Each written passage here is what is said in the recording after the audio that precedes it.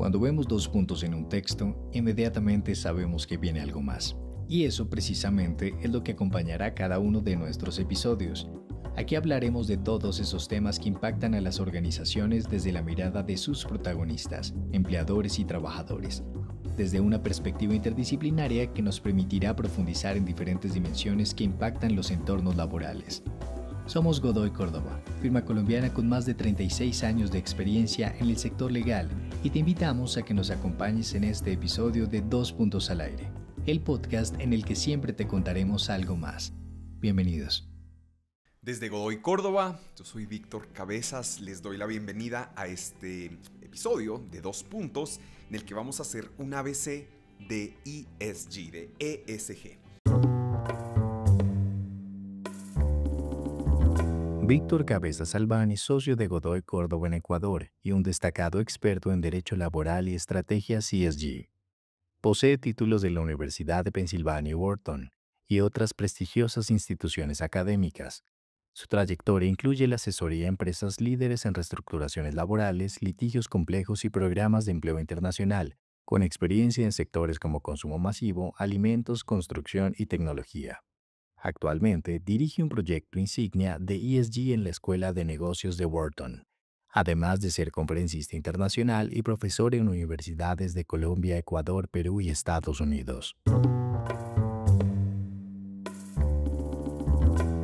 Ustedes seguramente en las redes sociales, inclusive ya en la televisión, han escuchado estas tres letritas ESG, ESG, y probablemente se han encontrado en esa situación en la que todo el mundo habla que ESG esto, ESG lo otro, y uno dice, ¿pero qué es eso? O sea, y uno trata de seguir la conversación, pero no lo tiene muy claro. Y la verdad es que hay muy pocos recursos, yo creo que hoy mismo, que expliquen este concepto de manera sencilla.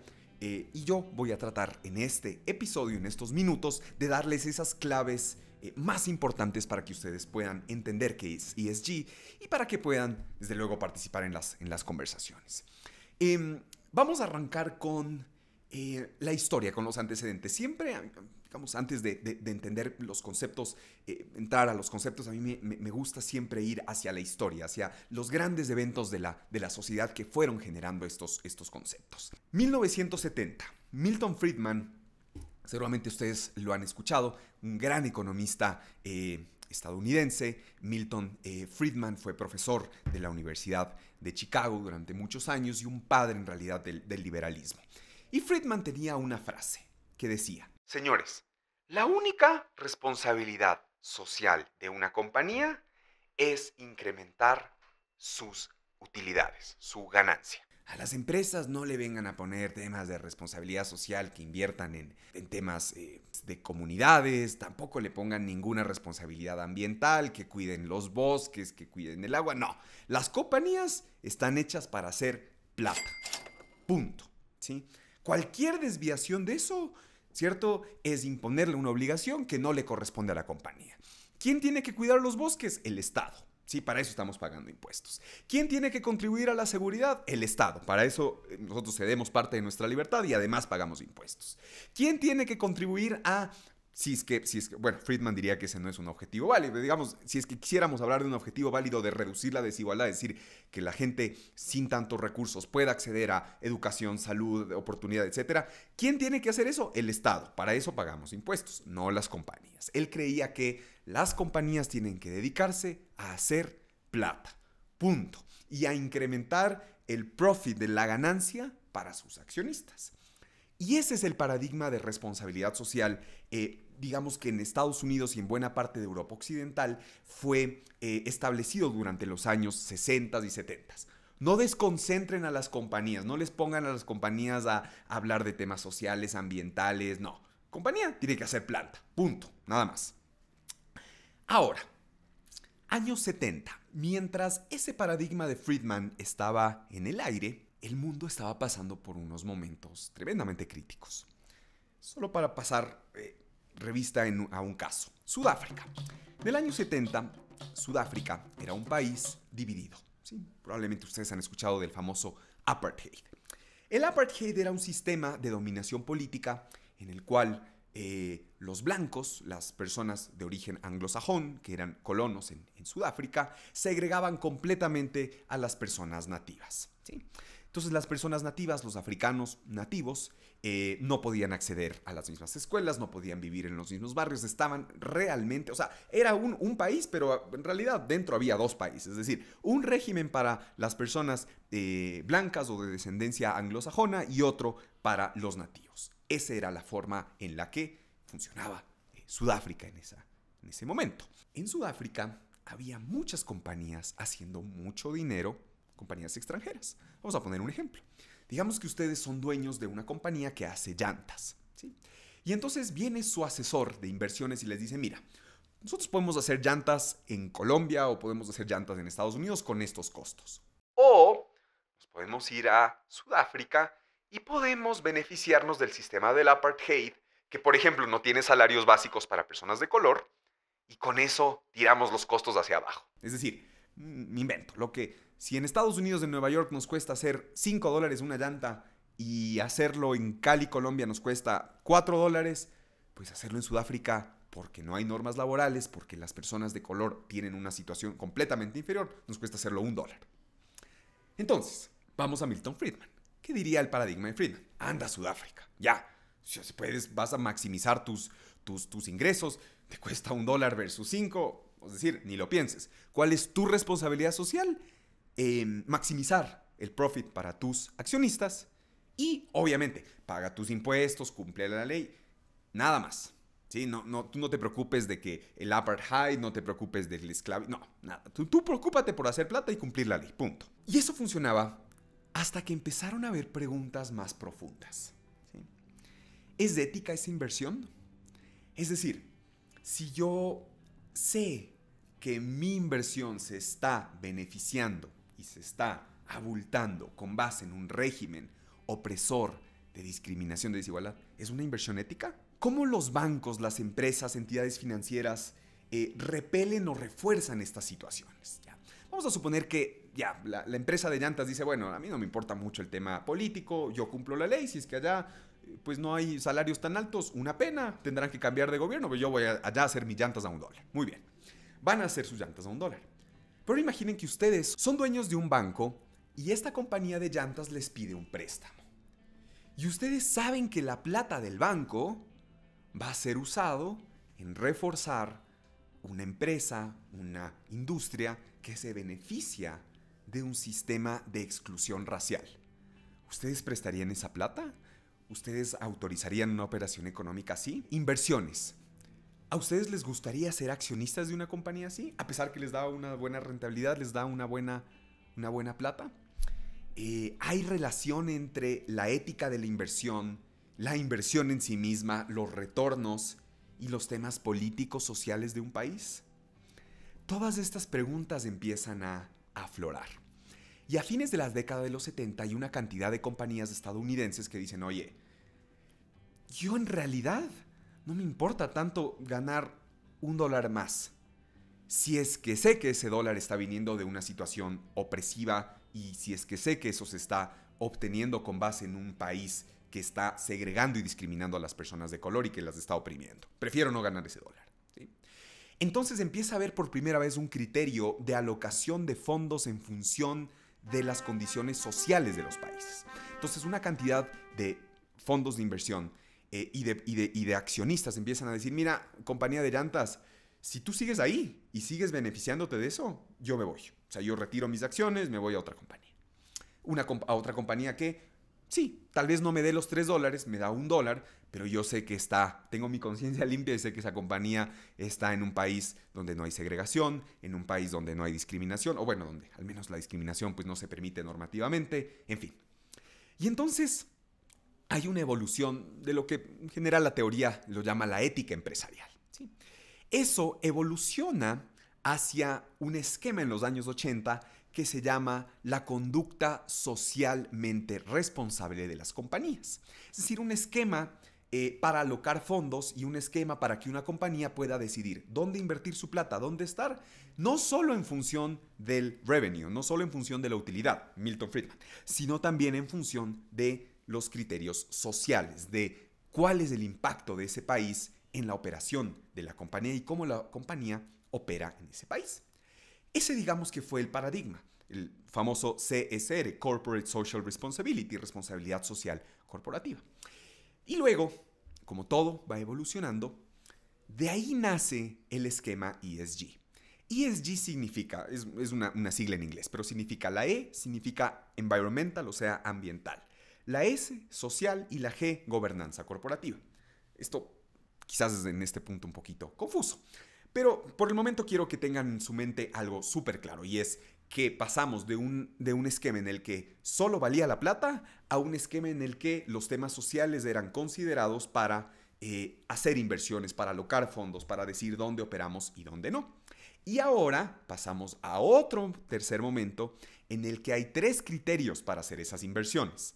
Temas ambientales, la E, temas sociales, la S, y temas de gobernanza corporativa, la G. Muy bien. Entonces, imaginen que ustedes tienen $1.000.000. Vamos a soñar, felices. Tenemos $1.000.000. Y tenemos que decidir dónde poner ese dinero. Los criterios ESG son una serie de paradigmas o de índices que nos dicen cuál es el esquema de riesgos ambientales, sociales y de gobernanza corporativa de una compañía. La forma más fácil de invertir, o más, no más fácil, pero digamos la forma primigenia de invertir una plata es con los retornos, ¿no es cierto? Vamos a suponer que tú quieres invertir ese $1.000.000 en una cafetería. ¿Cuál es la forma quizás más sencilla de hacerlo? Señor, muéstreme su balance de resultados, ¿sí? Y muéstreme cuánto gana usted, ¿sí? Entonces, si es que vende mucho café y le va bien y tiene las cosas en regla, invierto en su cafetería, es un buen negocio. Es decir, ingresos menos egresos, punto. Pero eso no nos da toda la información de una empresa, no nos da toda la información de esta cafetería. Los criterios ESG están para ir unos subsuelos más abajo y ver qué está pasando en realidad con el valor de la empresa, ¿sí? Entonces, vamos a suponer que tú eres una cafetería que vende bien, pero tiene un pésimo sistema de manejo de residuos. Botas todas tus cosas, todos tus residuos al ambiente sin un adecuado manejo. Vamos a suponer que tienes una planta de diésel eléctrica con el cual contaminas una cantidad, etc. Los criterios ESG dicen, sí, tú puedes estar bien en los balances, pero si tienes ese nivel de contaminación, eso es un riesgo, ¿sí? Y ese riesgo tiene una evaluación y ese riesgo se mide con una cantidad de indicadores. Riesgo ambiental, la E. Ahora el riesgo social. Vamos a suponer que sí, tienes unos muy buen revenue, muy buena plata, pero todos tus trabajadores no están contratados adecuadamente, no les estás pagando lo que debes, no están motivados para trabajar, muchos de ellos quizás ni siquiera tienen un contrato. Entonces sí, puedes tener unos lindos números, pero tu fuerza social, tus trabajadores, no están bien. Eso es un riesgo a futuro. Y supongamos que además la cafetería le va muy bien económicamente, pero está en un barrio en el que funciona hasta las 12 de la noche, pone música, vende además de café también licor hasta altas horas de la madrugada y todo el barrio la odia a la cafetería. Entonces tú puedes tener una buena plata, ¿sí? Pero si todo el barrio te odia, los chances, las posibilidades de que eventualmente tú cierres abruptamente son muy altos. Criterio social, comunidad. Y finalmente la G, la gobernanza corporativa. La gobernanza corporativa es una serie de esquemas de cómo se toman las decisiones. Es decir, cómo una compañía procesa los distintos problemas y puede tomar decisiones de gobierno corporativa adecuadas. Entonces, si es que te llega una crisis y si es que mañana no hay provisión de café o si es que mañana hay un problema con los accionistas, ¿tú tienes una forma de procesar ese conflicto? ¿Hay reglas claras de cómo funciona tu gobernanza corporativa? Porque si no, tú puedes tener unos bellos números ahora, pero te llega a la más mínima crisis y no vas a tener forma de representar o de ayudar a tu compañía con eso. Entonces, miren, los criterios ESG son básicamente una serie de indicadores ambientales, sociales, yo diría el social, el tema laboral es del corazón, y G, de gobernanza corporativa, que nos permiten ¿qué? Ir un paso más allá del presupuesto, ir un paso más allá viendo, un profesor decía una frase maravillosa y es, cuando tú ves a una compañía solo con su presupuesto y con su estado de resultados, estás viéndolo solo con tus ojos. Pero cuando tú pones los lentes ESG, tienes como unos binoculares súper poderosos con los que tú puedes ver riesgos mucho más profundos en la operación. Y puse el caso de la cafetería porque es un caso real. Es un caso de una cafetería en la ciudad de Nueva York que presentaba los mejores resultados. O sea, tenía unos estados de resultados fantásticos. Pero como no tenía buenas políticas laborales, como tenía pésimas políticas ambientales y pésimas políticas de gobernanza, a pesar de que hoy esa empresa podía tener buenos resultados, en cualquier momento, y de hecho pasó en la empresa, le cayó una huelga, le cayó una cantidad de sanciones ambientales y administrativas porque no tenía bien sus procesos de desechos ni sus procesos de contaminación, y tampoco pudo nunca enfrentar esos retos de forma corporativa porque no tenía un esquema de gobernanza adecuado. Entonces, en la E, ambiental, la S, social y la G, gobernanza. Son básicamente unos lentes más poderosos para ver los resultados. Y simplemente termino diciéndoles, ¿por qué importa esto? Ustedes pueden decir, el Víctor nos echó todo el cuento de ESG, más o menos entiendo, es una forma de evaluar una compañía. Pero ¿por qué importa esto? Regresemos a la introducción. Esto importa porque hoy los fondos ESG son de trillones de dólares, decenas de trillones de dólares. ¿Qué significa que son fondos de decenas de trillones de dólares? Significa que hay una cantidad de dinero, ¿sí?, de fondos que están listos para invertir en empresas que tienen estos criterios. Es decir, que hay una cantidad de fondos que dicen, mira, no me interesa mucho invertir en una compañía que tiene los mejores retornos, pero que está deforestando el Amazonas, contaminando los ríos y esclavizando a su gente. No me interesa, así eso me dé unos dolaritos más, no me interesa. Me interesa invertir en una compañía que tenga buenas políticas sociales, buenas políticas ambientales y de gobernanza. Es decir, estos tres criterios, alinear estos tres criterios en las compañías es hoy una forma de captar divisas, de captar inversión y de crecer. Obviamente uno capta inversión para crecer y para innovar, en fin. Es decir, hoy en día esa aplicación de los esquemas ESG no es algo, si ustedes quieren, de bonanza o de ser simples buenas empresas, no es en sí mismo, bueno, yo creo que sí es en sí mismo un fin, pero además de eso es una forma de captar fondos internacionales y de fondear económicamente la empresa. Eso es ESG y este fue un ABC de esta sigla, de estas tres letras que a veces parecen ajenas y a veces parece que todo el mundo las habla y uno quisiera entenderlas un poquito mejor. Espero que en este episodio hayan tenido al menos unas pistas básicas de qué son estas tres letras. Gracias. Esperamos que hayas disfrutado este episodio de 2 Puntos al Aire en el que te contamos algo más. Si te gustó, síguenos en Spotify, LinkedIn y Facebook como Godoy Córdoba o en Instagram como gc_abogados. Hasta pronto. Los contenidos discutidos en 2 Puntos al Aire expresan la opinión de nuestros moderadores e invitados, pero no representan la posición de Godoy Córdoba frente a las temáticas desarrolladas.